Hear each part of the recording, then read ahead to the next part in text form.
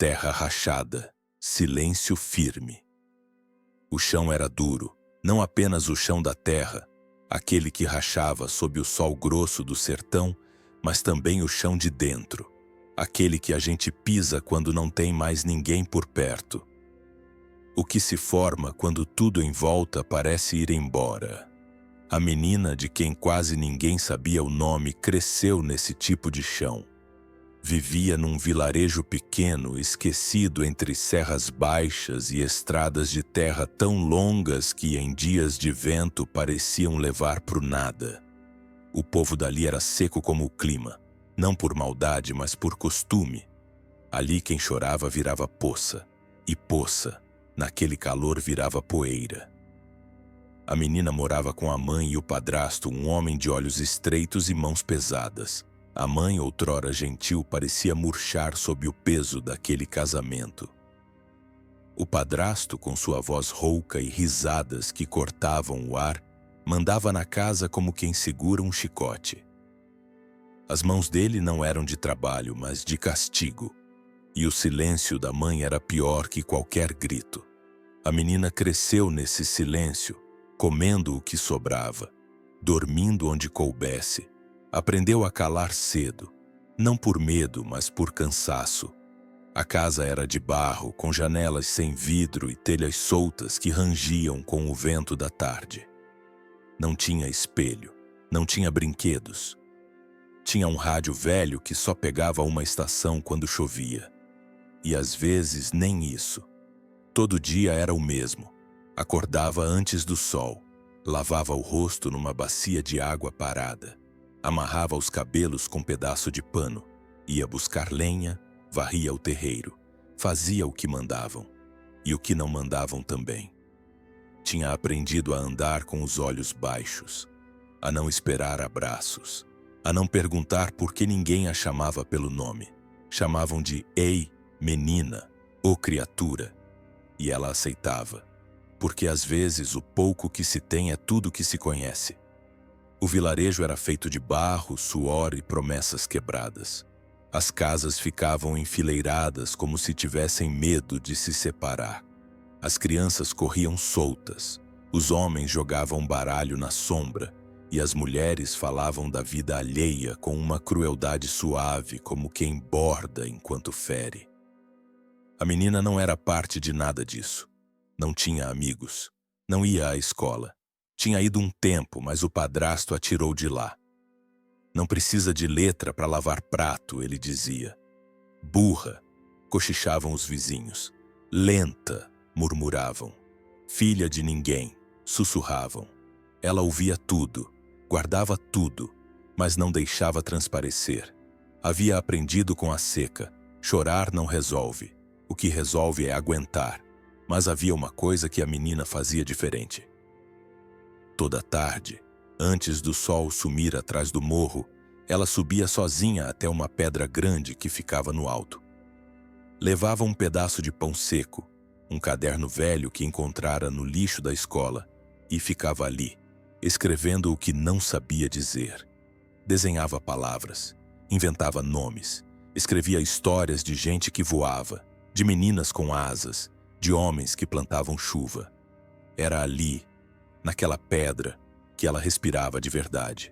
Ali, onde o vento era mais frio, onde o mundo parecia menor, onde ninguém mandava.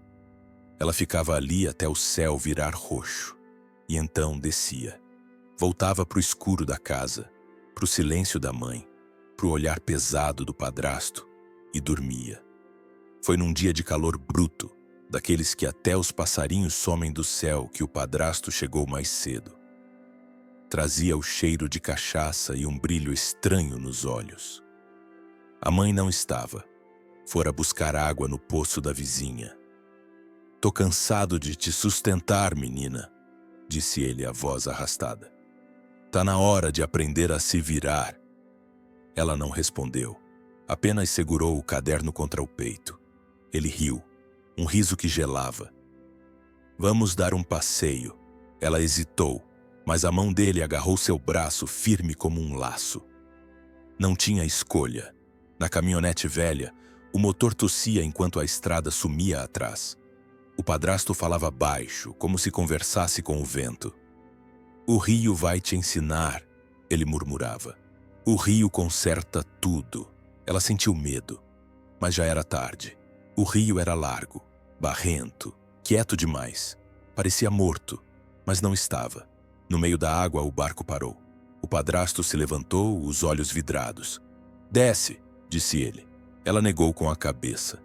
Ele não esperou. Com um empurrão, jogou-a na água. Foi só um empurrão. Mas pareceu o mundo inteiro virando de cabeça para baixo. Ela caiu. A água fechou sobre a cabeça. A correnteza puxou e ela gritou. Mas o grito ficou preso nas bolhas. Desesperada, tentou nadar, mas não sabia. Se debatia, afundava, e então sentiu um toque, não de mãos, de algo maior, algo que rondava, que observava. Era como uma sombra viva. O rio parecia respirar com aquilo, e de repente viu um olho preto, gelado, um olho de tubarão. Com o tempo, a menina reaprendeu o mundo. Aprendeu a remar, aprendeu a costurar rede, aprendeu a escamar peixe com cuidado e voltou a escrever. Seu caderno, agora seco e quase cheio, era seu lugar sagrado. Escrevia sobre monstros, sobre águas escuras, sobre homens que mergulhavam sem medo. Escrevia sobre si mesma e, sem perceber, escrevia a própria cura. Mas o passado não costuma morrer fácil. Um dia, o padrasto voltou.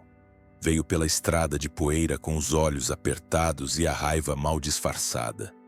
Parou no vilarejo. Perguntou por ela. Um menino, sem saber, disse: "A filha do pescador? Tá lá no rancho." Ele sorriu. E foi. O retorno do padrasto e a voz da menina. O sol estava torto no céu, pendurado como um prego enferrujado. O ar estava seco e o vento soprava baixo, como se pressentisse o que viria. Lá dentro, a menina enxaguava peixes em silêncio. Seu Nelo limpava as escamas com calma, como fazia todos os dias. Até que o latido de um cão distante cortou o ar. Um som pequeno, mas que parecia vir com um aviso. Um vulto se aproximava na curva da estrada. Poeira nos sapatos, raiva nos olhos. O padrasto. A menina parou. A água escorreu pelos dedos. O peixe escorregou da mão e caiu no balde. Seu Nelo ergueu os olhos. Não disse nada, mas o jeito que segurou a faca mudou. O padrasto chegou como quem já acha que ganhou. Sorriso torto, palavras falsas. Tentou bancar o dono da razão. "Vim buscar a menina", disse ele. "A mãe tá preocupada. Não dá para deixar ela com estranhos." Mentia, mas seu Nelo apenas o olhava, e a menina pela primeira vez ficou de pé, sozinha, sem se esconder atrás de nada. Olhou nos olhos dele e não piscou. Disse com voz baixa: "Não volto." Ele riu e avançou um passo. Seu Nelo também, com a faca ainda na mão, com o corpo firme como pedra. "Tu acha que esse velho vai te proteger?" disse o padrasto. "Isso não vai acabar bem." Mas a menina não respondeu. Apenas virou e entrou na casa. Voltou com um envelope, papel grosso, com selo da prefeitura. Seu Nelo havia feito uma denúncia. Tinha contado tudo à polícia da cidade. O empurrão, o rio, o tubarão. Tinham aberto um inquérito, e a assistente social viera num dia de chuva. Ouviu, anotou, prometeu. Agora havia um processo. O padrasto olhou o papel e riu mais alto ainda. "E tu acha que juiz se importa com menina de vila?" Mas não sabia de uma coisa. A menina não era mais muda, não por dentro. E naquela hora, a vila inteira escutou a voz dela. Ela gritou, não com medo, com força. Um grito que subiu pelas folhas das árvores, que bateu nas janelas, que trouxe gente. Os vizinhos saíram de casa, as mulheres largaram os baldes, os velhos deixaram as redes e ficaram ali, em volta, observando. O padrasto não esperava aquilo. Ficou menor e recuou.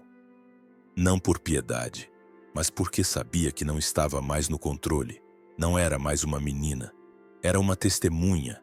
Era uma ferida aberta, mas viva. Era um nome com papel, voz e coragem. Na semana seguinte, os oficiais vieram. Chamaram a menina. Levaram depoimento. Marcaram audiências. Seu Nelo foi com ela. Ficou de pé na sala da delegacia como quem cuida de um ninho. Não falava muito, só olhava. O processo seguiu. Arrastado como tudo nesse país ou mundo. Mas foi. E um dia o padrasto não voltou mais. Não foi preso por muito tempo, como quase nunca são. Mas perdeu o poder. Perdeu o medo que causava. Perdeu a menina. Com o tempo, a menina foi crescendo. Virou moça. De sorriso tímido, mas olhar firme. Aprendeu a ler sozinha. Depois a escrever com ritmo. Depois a contar contos. Escreveu sobre o rio. Sobre monstros. Sobre silêncio. Sobre redes e anzóis e nomes esquecidos. Escreveu, publicou num jornal pequeno da cidade. Depois em outro. Depois em mais um. Seu nome começou a ser lido. Começou a ser reconhecido. Um dia alguém bateu na porta. Era uma jornalista. Disse que tinha lido uma crônica da menina e chorado. Pediu entrevista. Gravou. Contou a história ao país inteiro. E pela primeira vez todos souberam. Da menina jogada no seu padrasto num rio com tubarões. Do pescador que viu e pulou junto. Do silêncio que virou palavra. Do medo que virou grito. Seu Nelo, já velho, assistiu tudo da cadeira de palha. Com o rádio ligado baixo. Com a faca ainda ao lado. Com os olhos marejados, mas firmes. A menina agora era mulher. E ele sabia. Ela não precisava mais dele. Mas ele continuava lá. Toda tarde, no mesmo barranco. Com a vara de pescar. Era não esperando. Não peixes. Mas a brisa. A lembrança. A paz. A menina que nadou contra o mundo. Os anos passaram como o rio. Às vezes lento, às vezes cruel. Mas sempre seguindo. A mulher, porque agora já não era menina, foi uma ganhando voz em muitos lugares. Recebia cartas, e-mails, convites para falar em escolas, feiras, igrejas, rádios. Mas sempre dizia que não tinha muito a dizer. Que só tinha uma história, a dela. E de um velho que a puxou da boca do monstro. Nunca falava do tubarão como monstro literal, embora fosse. Falava dele como símbolo. Do que devora sem som, do que ronda a infância de quem nasce sem proteção, do que morde pelas costas e some sem deixar marca, só trauma.